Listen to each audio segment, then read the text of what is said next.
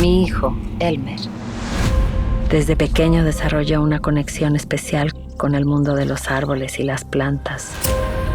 Sufrimos un accidente de tráfico cuando él tenía 6 años y perdió la capacidad de tener emociones.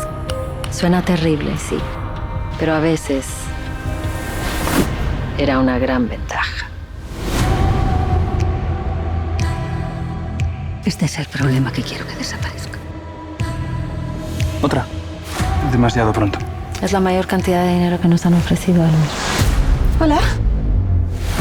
Esta noche hay lluvia de estrellas. Y he pensado que podíamos ir juntos. Que yo aún así me lo pasé genial contigo.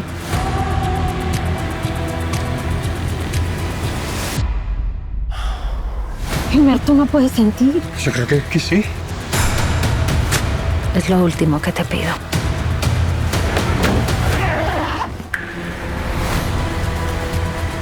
¿Por qué? ¿Por qué me haces esto? Dímelo. Tenemos que atraparlos.